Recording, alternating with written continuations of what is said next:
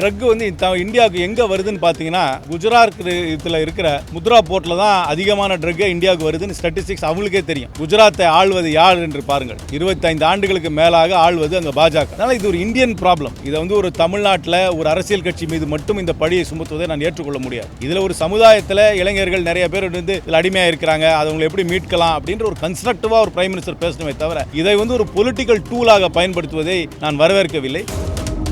குடும்ப அரசியலை பற்றி பேசும்பொழுது சுஷ்மா ஸ்வராஜ் மகளை மனதில் வைத்துக் கொண்டு பேசுகிறார் என்று நான் நினைக்கிறேன். எதிர்கட்சியில் இருக்கும்போது ஊழல் செய்கிறார்கள் என்று விமர்சனம் வைப்பது, அவர்கள் கட்சியில சேர்ந்தவுடன் புரிந்தவர்களாகிவிடார்கள். இதெல்லாம் ஒன்றும் எடுபடவே எடுபடாது. இதெல்லாம் வந்து ஸ்டேஜில் பேசுகிற ரெட்டாரிக்கை தவிர ஒன்றும் ப்ராக்டிக்கல் கிடையாது. நேற்று பிரதமர் வந்தப்ப இந்தியா கூட்டணியில் இருக்கக்கூடிய கட்சிகள் வாரிசு அரசியலை தான் முன்வைக்கிறாங்க அப்படின்னு ஒரு குற்றச்சாட்டை முன் வச்சிருக்காங்க. கரெக்ட். நீங்க எப்படி பாக்குறீங்க? அதான் சுஷ்மா ஸ்வராஜ் பொண்ணுக்கு சீட்டு கொடுக்கும்போது அதை மனசில் வச்சு தான் சீட்டு கொடுத்துருப்பாருன்னு நினைக்கிறேன் நான். டெல்லியில் சுஷ்மா ஸ்வராஜோட மகளுக்கு சீட்டு கொடுத்துருக்காங்க. அது கொடுக்கும்பொழுது காங்கிரஸ் கட்சியில் இருக்க வாரிசு அரசியலை மனதில் வைத்துக் கொண்டு தான் அவர் சுஷ்மா ஸ்வராஜோடைய மகளுக்கு சீட்டு கொடுத்துருப்பார் என்று நினைக்கிறேன். அதே போல இந்தியா ஃபுல்லா காங்கிரஸ் உட்பட கூட்டணியில் இருக்கக்கூடிய கட்சிகள்லாம் வந்து ஊழல் செஞ்சிருப்பதாகவும் அவர்களிடமிருந்து ₹1 கூட விடாம மீட்டெடுப்பேன் அப்படின்னு சொல்லியிருக்காரு. கரெக்ட். அவங்க கட்சியில் சேர்த்துட்ட உடனே எல்லாம் புனிதர் ஆயிடுறாங்க. இது வந்து ஒரு ஹிப்போக்ரிட்டிக்கல் பாலிடிக்ஸ். இது எதிர்கட்சியில் இருக்கும்போது ஊழல் செய்கிறார்கள் என்று விமர்சனம் வைப்பது, அவர்கள் கட்சியில் சேர்ந்தவுடன் புரிந்தவர்களாகிவிடார்கள். இதெல்லாம் ஒன்றும் எடுபடவே எடுபடாது. இதெல்லாம் வந்து ஸ்டேஜில் பேசுகிற ரெட்டாரிக்கை தவிர ஒன்றும் ப்ராக்டிக்கல் கிடையாது. அவர் வந்து அஜித் பவாரை பற்றி அவ்வளவு குற்றச்சாட்டுகளை வைத்தார். ஹேமந்த பிஸ்வா சர்மாவை பற்றி அவ்வளவு குற்றச்சாட்டு வச்சார். அவர்களெல்லாம் அவருடைய கட்சியிலேயோ கூட்டணியிலோ சேர்ந்தவுடன் அவர்கள் மீது இருக்கும் வழக்கெல்லாம் போய்விட்டது. அதனால் அரசியல் காரணத்துக்காக இவர் வந்து குற்றச்சாட்டை வைக்கிறாரே தவிர வேறு எந்த காரணமும் கிடையாது. மோடி நேற்று சென்னை வந்திருந்தப்ப ட்ரக் மேனேஜை பற்றி பேசியிருந்தாரு. திமுக வந்து ட்ரக்கை வந்து அதிகமாக நடக்க வைக்குது, அதனால வந்து காங்கிரஸ் அந்த இடத்துல கூட்டணியில் இருக்குன்றத வந்து இன்டெரக்டாக சொல்லியிருக்காரு. இது காங்கிரஸ் கட்சி எப்படி பார்க்க? முதல்ல இந்த ட்ரக் வந்து இந்தியாவுக்கு எங்கே வருதுன்னு பார்த்தீங்கன்னா குஜராத்தில் இருக்கிற முத்ரா போர்ட்டில் தான் அதிகமான ட்ரக் இந்தியாவுக்கு வருதுன்னு ஸ்டாட்டிஸ்டிக்ஸ் அவங்களுக்கே தெரியும்.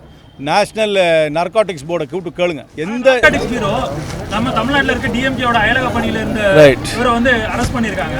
அண்ட் அதே போல அரெஸ்ட் பண்ணுறது அவங்க மேலே தான் வந்து இல்லை அது நார்காட்டிக்ஸ் பியூரோ முதல்ல கேளுங்க. குஜராத்தில் இருக்கிற முந்த்ரா போர்ட் மூலம் எவ்வளவு கன்சைன்மெண்ட் வந்திருக்குன்னு கேளுங்க. குஜராத்தை ஆள்வது யார் என்று பாருங்கள். 25 ஆண்டுகளுக்கு மேலாக ஆள்வது அங்கே பாஜக. அதனால் இது ஒரு இந்தியன் ப்ராப்ளம். இதை வந்து ஒரு தமிழ்நாட்டில் ஒரு அரசியல் கட்சி மீது மட்டும் இந்த பழியை சுமத்துவதை நான் ஏற்றுக்கொள்ள முடியாது. இதில் ஒரு சமுதாயத்தில் இளைஞர்கள் நிறைய பேர் வந்து இதில் அடிமையாக இருக்கிறாங்க, அவங்களை எப்படி மீட்கலாம் அப்படின்ற ஒரு கன்ஸ்ட்ரக்டிவாக ஒரு பிரைம் மினிஸ்டர் பேசணுமே தவிர இதை வந்து ஒரு பொலிட்டிக்கல் டூலாக பயன்படுத்துவதை நான் வரவேற்கவில்லை.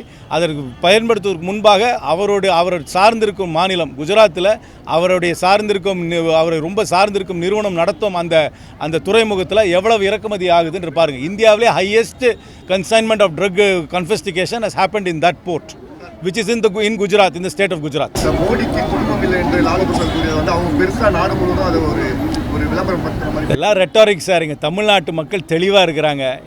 இந்துத்துவா சாயல் இல்லாத, வாசம் இல்லாத, நிழல் இல்லாத அரசாங்கம் தான் தேவை. தமிழர்களை மதிக்கின்ற அரசாங்கம், தமிழ் உணர்வை மதிக்கின்ற அரசாங்கம் தான் தேவை. இந்த மாதிரி இந்த சோஷியல் மீடியாவில் போடுற ட்ரெண்டு, இவங்க கொடுக்குற ஸ்லோகன், இந்த மாதிரி மோதி நீங்கள் பார்த்தீங்கன்னா 10 வருஷத்தில் நிறைய ஸ்லோகன் சொல்லிட்டார். எனக்கே ஞாபகம் இல்லை. ஏன்னா முக்கால்வாசி ஸ்லோகன் ஹிந்தியில் இருக்கிறதுனால எனக்கு அது விளக்கம் தெரியறதில்லை. ஆனால் நிறைய ஸ்லோகன் சொல்லிட்டார். அதனால் இதுவும் ஒரு ஸ்லோகன், அவ்வளோதான் ஒழிய இது ஒன்றும் ஒரு பொலிட்டிக்கலாக ஒன்றும் ஒரு எஃபெக்ட் ஒன்றும் இங்கே இருக்காது. தமிழக பாஜக வந்து 3வது கூட்டணி அமைப்பதற்காக கூட்டணி பேச்சுவார்த்தை நடத்திட்டு வந்து தமிழகத்தை எந்த மாதிரியான எதிர்வலிக்கும் நினைக்கிறேன்? சரி, நான் சொல்கிறேனே, அவர்களுக்கு வந்து மீடியா நீங்கள் வந்து ஒரு பூத கண்ணாடியும் மெகாஃபோனும் கொடுத்துட்டீங்க. அதனால் இருக்கிறதோட சத்தம் ஜாஸ்தியாக கேட்குது, இருக்கிற சைஸை விட பெருசாக தெரியுது ஒழிய ஓட்டு எண்ணும் போது தெரிஞ்சிடும் பாஜகவோட உண்மையான நிலை. அவர்கள் எந்த பிராக்கெட்டில் இருக்காங்கிறது தெளிவாக தெரிஞ்சிடும். நான் மீண்டும் சொல்கிறேன், 39 தொகுதிகளிலும் இந்தியா கூட்டணி, திராவிட முன்னேற்ற கழகம் தலைமை தாங்கும் கூட்டணி, காங்கிரஸ் கட்சி இருக்கும் கூட்டணி வெற்றி பெற போகிறது. முதலமைச்சர் சொல்றாரு சல்லி காசு கூட மத்திய அரசு கொடுக்கலன்னு சொல்லி, பிரதமர் நேற்று சொல்றாரு எல்லா பணம் பாருங்க. இந்த மத்திய சர்க்கார் நம்ம தமிழ்நாட்டுக்கு கொடுக்கறது வந்து ஒன்றும் அவருடைய பெரிய மனசு பண்ணி கொடுக்கறது கிடையாது. நான் தான் இப்போ கணக்கு சொன்னேன், நம்ம கட்டுற டேக்ஸ் தான் திருப்பி வருது. முதலமைச்சர் என்ன சொல்கிறாருன்னா, இப்போ நடந்த அந்த நேச்சுரல் கலாமிட்டிஸ், இயற்கை சீடர் இந்த சம்பவங்களுக்கெல்லாம் வந்து இன்னும் புதுசாக பணம் கொடுக்கல. ஏற்கனவே அலாட்டான அந்த 400 crores தான் வந்திருக்க ஒழிய புதிதாக ஒரு பணமும் வரவில்லை என்று முதலமைச்சர் சொல்வது 100% கரெக்ட். சார், வரக்கூடிய நாடாளுமன்ற தேர்தலில் கார்த்தி சிதம்பரம் எந்த தொகுதியில் எந்த தொகுதியில் காங்கிரஸ் கட்சி போட்டியிடும் என்பதை கூட்டணியின் தலைமை தாங்கும் திராவிட முன்னேற்ற கழகத்தோடு பேச்சுவார்த்தையின் மூலமாக தான் தீர்மானிக்கப்படும். அதற்கு பின்னர் எந்தெந்த தொகுதியில் எங்கள் கட்சியின் சார்பாக வேட்பாளர்கள் யார் நிற்பார்கள் என்பதை காங்கிரஸ் கட்சியுடைய மத்திய குழு தான் தீர்மானம் செய்யும். என்னுடைய கட்சி என்னென்ன முடிவு எடுக்கிறதோ அந்த முடிவுக்கு நான் கட்டுப்படுவேன். கடந்த முறையை விட இந்த முறை இடங்கள் குறைக்கப்படலாம் என்ற ஒரு தகவல் இருக்கு. இருக்கிறது 39 தொகுதி தான். உங்களையே பேச்சுவார்த்தைக்கு முதல்ல தலைமை தாங்க சொன்னாலும் இந்த 39 தான் நீங்கள் பிரித்து கொடுக்க முடியும். 40வது தொகுதியை இப்போ உருவாக்கவே முடியாது. தமிழ்நாட்டில் 39 தொகுதிக்குள்ளே எல்லா கட்சியும் ஃபிட் ஆகணும். திராவிட முன்னேற்ற கழகத்திலும் காங்கிரஸ் கட்சியும் இருக்கும் கூட்டணி ஒரு பழைய கூட்டணி, நீண்ட நாளாக ட்ரைட் அண்ட் டெஸ்டட் கூட்டணி. நிச்சயமாக சுமூகமாக இந்த முறையும் பேச்சுவார்த்தை முடியும். எல்லாருக்கும் ஃபுல் சாட்டிஸ்ஃபேக்ஷனோட அலையன்ஸ் இருக்கும். விஜயதாரணி எம்எல்ஏ வருத்தம் அளிக்கிறது. 3 முறை காங்கிரஸ் கட்சியின் சார்பிலே போட்டியிட்டு வெற்றி பெற்ற விஜயதரணி அவர்கள் பாஜகவில் சேர்ந்தது எனக்கு மிகவும் வருத்தம் அளிக்கும். பாரதிய ஜனதா கட்சி கூட்டணி பேச்சுவார்த்தையை முடிச்சு யார் யார் எந்தெந்த தொகுதியில் நிற்க போகிறாங்க, இவங்க லெட்டர் பேட் கட்சி நிறைய பேரை சேர்த்தாங்க அவங்க கூட்டணியில். எந்தெந்த லெட்டர் பேட் கட்சி எந்தெந்த தொகுதியில் நிற்க போகுதுன்னு அறிவிச்சிட்டாங்களா? இல்லை அண்ணா திராவிட முன்னேற்ற கழகம் மட்டும் அவர்களை கூட்டணி அமைச்சு அவங்க கூட்டணியில் எந்தெந்த கட்சி இருக்குன்னு அறிவிச்சிட்டாங்களா? அவங்க எந்தெந்த தொகுதியில் அவங்களுடைய கட்சிகள்லாம் போட்டியிட போது சொல்லியிருக்காங்களா? எதுக்கு திருப்பி எங்களுக்கு மட்டும் தாமதம் சொல்கிறீங்க? எங்கள் கூட்டணி எங்களுக்கு ஏற்கனவே வெற்றி பெற்ற கூட்டணி. இங்கே தமிழ்நாட்டில் அரசாங்கத்தை தலைமை தாங்கும் கூட்டணி தான் திராவிட முன்னேற்ற கழகம் இருக்கிறது. அவர்களுக்கு நன்றாக தெரியும் எப்பொழுது பேச்சுவார்த்தை முடிக்க வேண்டும் என்று நன்றாக தெரியும். ஆன் டைமில் எல்லாம் கண்டிப்பாக முடியும். சார், பாஜக வந்து 3வது ஒரு அணியை சேர்க்குறாங்க. அது வந்து புதுசாக உருவாகிற ஒரு கூட்டணியாக இருக்குது. ஆனால் காங்கிரஸும் திமுகவும் வந்து ஆல்ரெடி இருக்கிற ட்ரைட் அண்ட் டெஸ்ட், நீங்கள் சொல்கிற மாதிரி ட்ரைட் அண்ட் டெஸ்ட் கூட்டணி தான். ஸோ அவங்களுக்கு வந்து இப்போ சிபிஐ சிபிஎம்க்கு வந்து 2 தொகுதி டிலே பண்ணுறதுனால என்ன பாதிச்சிருச்சு? நான் திருப்பி தான் சொல்கிறேன். எத்தனை முன்னாடியே அறிவித்தாலும் லாஸ்ட் மினிட்ல அறிவித்தாலும் எலெக்ஷன் ஒரே நாமினேஷன் டைம் ஒரே டைம் தான் எல்லாருக்கும். எலெக்ஷன் நடக்க போகிறது ஒரே டைம் தான். உங்களுக்கு இன்றைக்கே நான் ஹால் டிக்கெட் கொடுத்துட்டேன்னா நான் நாளைக்கே இப்போ எக்ஸாம் எழுத போகிறீங்களா? என்னைக்கு ஹால் டிக்கெட் கொடுக்குறோன்னா எக்ஸாம் நடக்கிற அன்றைக்கி தான் எக்ஸாம் எழுத முடியும். முன்னாடியே ஹால் டிக்கெட் கொடுக்குறதுனால என்ன உங்களுக்கு அட்வான்டேஜ்? ஒரு அட்வான்டேஜும் கிடையாது. அதனால் இதை நாங்கள் ஒன்றும் தாமதமெல்லாம் பண்ணல. இதுதான் நார்மல் பொலிட்டிக்கல் பேஸ்.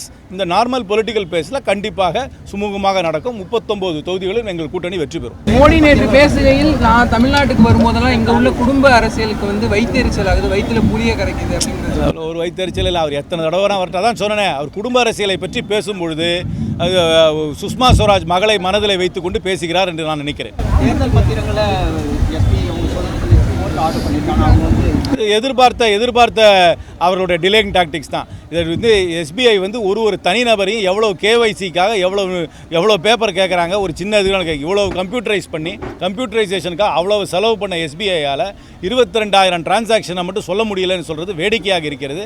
உச்சநீதிமன்றம் அவர்களுடைய மனுவை தள்ளுபடி செய்து 7ஆம் தேதி அவர்கள் எப்படி சொல்ல வேண்டும், அந்த வெளிப்படையாக அந்த இன்ஃபர்மேஷனை கொடுக்கணுமோ அந்த மாதிரி இன்ஃபர்மேஷனை கொடுக்க வேண்டும் என்று தீர்ப்பளிக்க வேண்டும் என்று நான் விரும்புகிறேன்.